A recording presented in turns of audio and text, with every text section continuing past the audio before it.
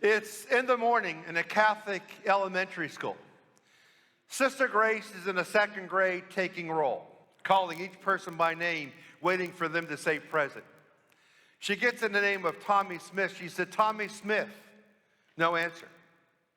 She says, Tommy Smith for the second time, still no answer. And Sister remembers Tommy got off the school bus and she watched him walk into the school. Where might Tommy be? So out of concern, she decided to look for Tommy. She searches the entire school. She can't find Tommy. Somewhat exhausted, she's worried about Tommy. Where is he? And then she thought to herself, maybe he went to church. Well, that would be unlike Tommy, but maybe Tommy is in church. So Sister walked into the church, and lo and behold, right there in the front pew, Tommy is kneeling on his knees. He's got his hand folded in prayer, and he's looking right at the cross, praying feverishly. The sister walked up to Tommy and said, Tommy, what's going on? And Tommy said, Sister, I am in big, big trouble, and Jesus is the only one that can help me. You see, that turns out to be the key message and the point of today's gospel reading. Today's gospel comes out of the first chapter of John, verses 29 to 34. And it is important in our life. Whatever you might be going through, maybe this evening, maybe something's been going on in your life for a while. If you have bouts of depression or some type of anxiety, or going through a marital problem, some type of family crisis, it is very important to realize who can help. Jesus is the one that can help. If you allow yourself to be seduced by the false gods of drugs or alcohol or some type of other addiction, I will turn to these avenues to relieve my pain, to ease my heartache. They're only going to do what? They're only going to augment and amplify the problem you're going through, because drugs and alcohol or other addictions do not allow the things that we deal with to go away. And sometimes in life, we have to make that conclusion. The only person that can help me, the person that will be the solid footing of my life, is going to be Jesus. Jesus, I got to turn to you. You're my last hope. I should have turned to you as my first resort, but I waited as my last option, and I realize now you're the one that can make the difference in my life. It is verse 29 out of tonight's gospel reading that is really one of the most important verses out of tonight's gospel. Let's take a look at verse 29. First chapter of John. John the Baptist saw Jesus coming toward him, and he said, Behold the Lamb of God who takes away the sin of the world. Now, what we look at for just a moment is everything prior to the quotation. John the Baptist saw Jesus coming toward him. That means what? Now, clearly, John the Baptist and Jesus, they were on the road, on a sidewalk, in an open field. Now, they're walking toward each other. John is going east and Jesus is going west, or John's going north and Jesus is going south, but they're coming toward each other. And then they get to a certain point where John sees Jesus, he recognizes Jesus, and then makes his powerful proclamation, Behold the Lamb of God, who takes away the sin of the world. John understood not only the person of Jesus, but he understood the purpose of Jesus. He knew who Jesus was in his life. He takes away the sin of the world. It's just more than sin. He takes away the pain. He takes away the guilt. He takes away the disappointment. He takes away the discouragement. All that a person might suffer from.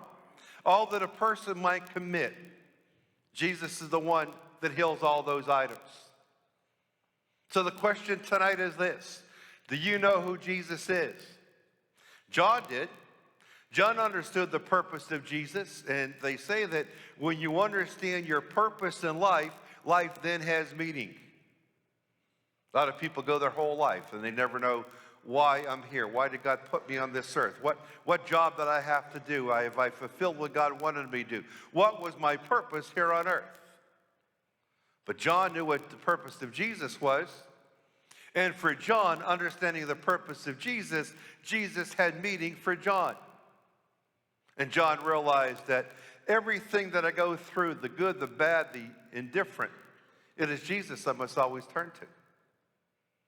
I think it comes out very well in the little video we're going to watch, and it really brings out the idea of how important Jesus is in my life and your life.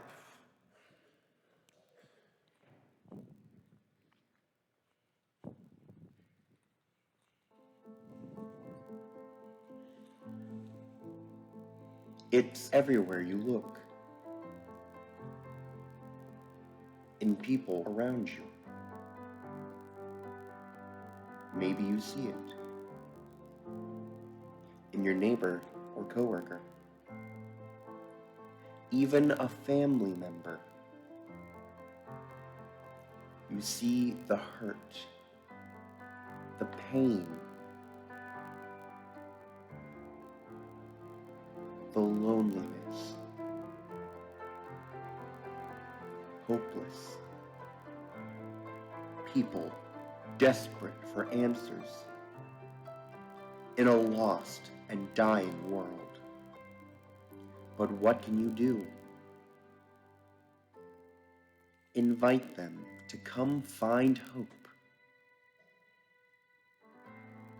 They need to know Jesus died to save them. They need to know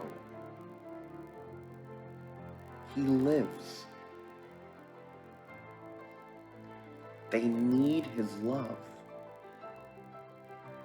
hope, peace, joy, forgiveness. Invite them to find the hope of Jesus.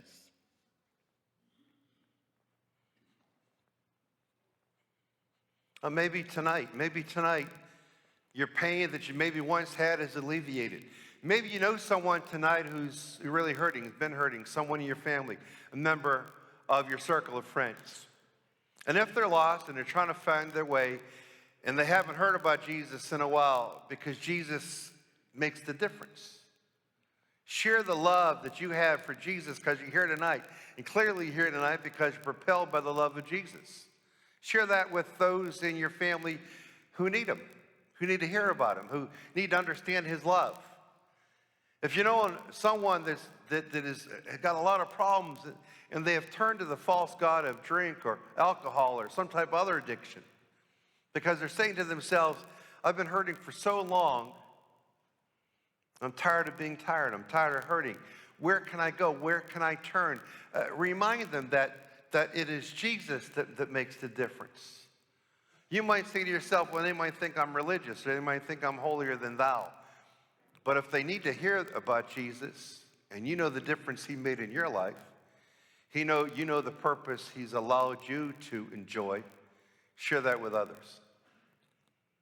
I think a little Tommy Smith was right. My sister's trying to figure out, where the heck did Tommy go? He's right there in church, little second grader. He's got his hands folded in prayer, and he gave Sister a clear, concise answer. He says, Sister, I'm in big trouble. What kind of trouble can a second grader get into? I can't imagine. But no matter what your age is, when something goes wrong, you could be 5 years old or 50 years old, but if it's your problem, it's your problem. Sometimes it's the end of the world. And obviously a problem for a 50-year-old is going to be much larger than a 5-year-old, but when it's your problem, it is the end of the world. But Tommy said to Sister, I'm in big trouble, and Jesus is the only one that can help me. That's true for Tommy, that's true for me, that's true for you, and that's true for anyone you know who's hurting. It's been hurting for a while. And they're trying to find out, where can I find the alleviation of my pain? Let them know that Jesus is the only one that can help them, and you, and me.